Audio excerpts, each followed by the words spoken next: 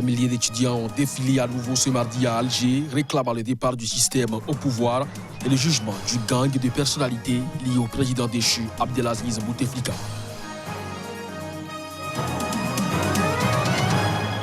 Au Soudan, la rue accentue la pression sur le Conseil militaire de la transition.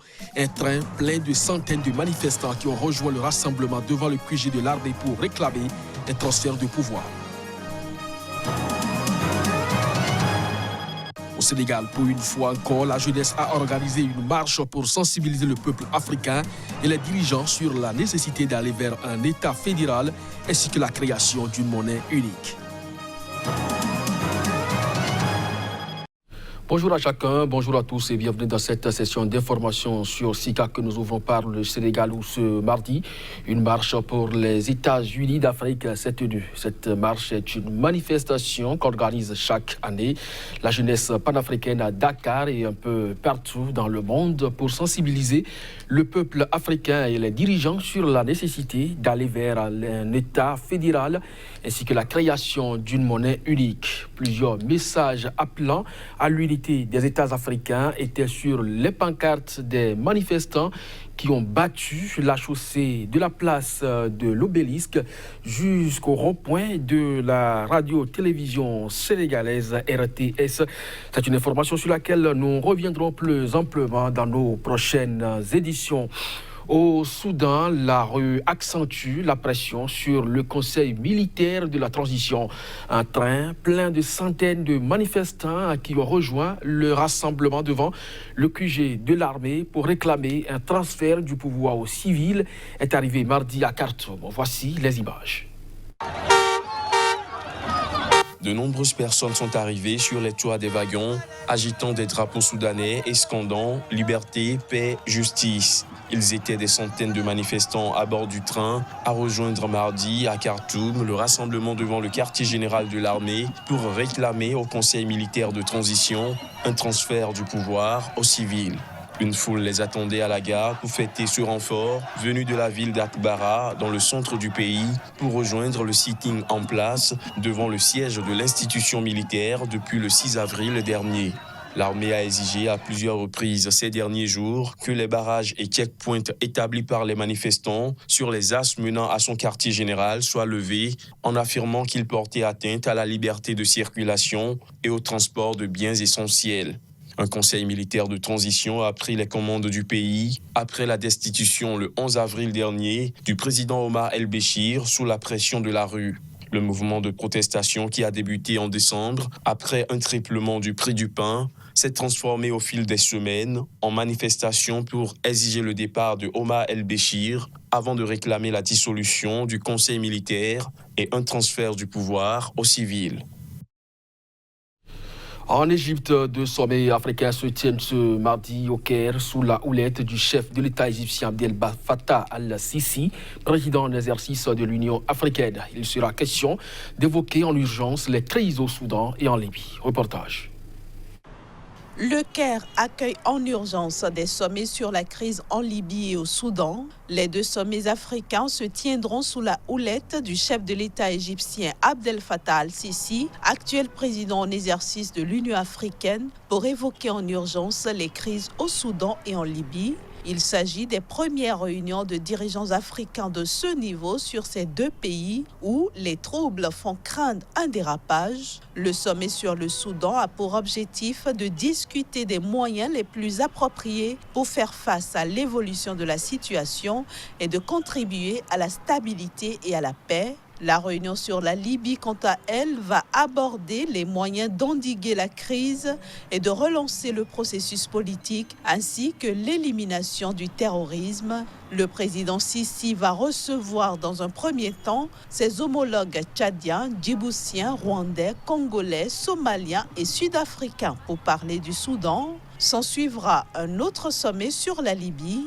Celui-ci va réunir autour du chef de l'État égyptien les présidents du Rwanda et d'Afrique du Sud ainsi que celui du Congo, également président de la Commission sur la Libye à l'Union africaine. Outre les chefs d'État, prendront également part à ces réunions le président de la Commission de l'Union africaine, Moussa Faki, des responsables éthiopiens, sud-soudanais, ougandais, kenyans et nigérians.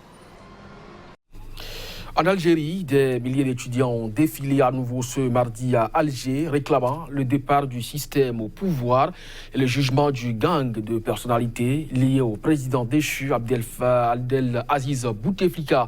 Les mardis, les étudiants prennent habituellement d'assaut les rues depuis le soulèvement qui aboutit à la chute du président Bouteflika ainsi que des membres de son gouvernement.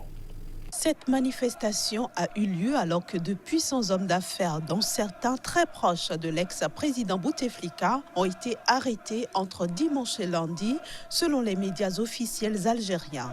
Au cri de « Système dégage », slogan fétiche des manifestants en Algérie, les étudiants se sont rassemblés comme chaque mardi depuis le début de la contestation le 22 février devant le parvis de la Grande Poste, bâtiment emblématique au cœur d'Alger. Ils ont ensuite défilé dans les rues adjacentes. La police déployée massivement le mardi précédent et qui avait tenté d'interdire l'accès à la Grande Poste aux étudiants était discrète mardi dans le centre d'Alger et aux abords du bâtiment. Les étudiants ont à nouveau rejeté la présidentielle que veut organiser le chef de l'État par intérim Abdelkader Ben Salah le 4 juillet pour élire un successeur à Bouteflika, contraint à la démission le 2 avril sous les pressions conjuguées de la rue et de l'armée. Les manifestants refusent que les structures et personnalités de l'appareil mis en place par Bouteflika gèrent la transition, estimant notamment qu'elles ne peuvent garantir un scrutin régulier.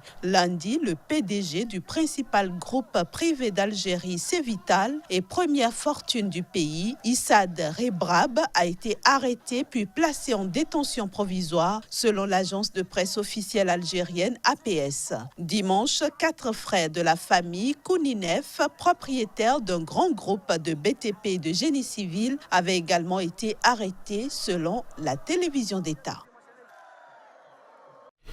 Les autorités marocaines ont annoncé le démantèlement mardi d'une cellule terroriste composée de 6 partisans du groupe État islamique. Ils sont soupçonnés de vouloir commettre des actes terroristes. Les précisions. Les suspects âgés de 22 et 28 ans ont été interpellés à Salé, près de la capitale Rabat, au cours d'une opération menée par le Bureau central d'investigation judiciaire BCIJ, a indiqué ce dernier dans un communiqué. Les mis en cause ont adhéré à la propagande de l'EI, prêté allégeance à son chef Abou Bakr al-Baghdadi et tenté d'acquérir des compétences dans la fabrication d'explosifs dans le but de commettre des actes terroristes, est-il précisé dans le communiqué. Les perquisitions ont permis de saisir des appareils électroniques, des armes blanches et des manuscrits à caractère extrémiste, a ajouté cette unité antiterroriste marocaine. L'opération intervient 4 mois après l'assassinat de 2 touristes scandinaves dans le sud du Maroc, dans un acte qualifié de terroriste par Rabat. 24 personnes ont été arrêtées en lien avec ces meurtres et leur procès va s'ouvrir le 2 mai. Le Royaume, qui revendique une politique très active en matière de lutte antiterroriste, avait auparavant été meurtri par des attaques à Casablanca, 33 morts en 2003, et à Marrakech, 17 morts en 2011. Sa législation a depuis été renforcée et des dizaines de cellules sont démantelées chaque année. Au Bénin, le journaliste Casimir Pédio, directeur de publication du journal La Nouvelle Économie, arrêté tôt dans la matinée du jeudi 18 avril dernier, à son domicile, a été libéré ce mardi et mis sous convocation pour le 2 mai prochain. Il a été présenté ce mardi à la Cour de répression des infractions économiques et du terrorisme CRIET. Il revient ici sur les conditions de son interpellation et projette la suite que peut connaître ce dossier.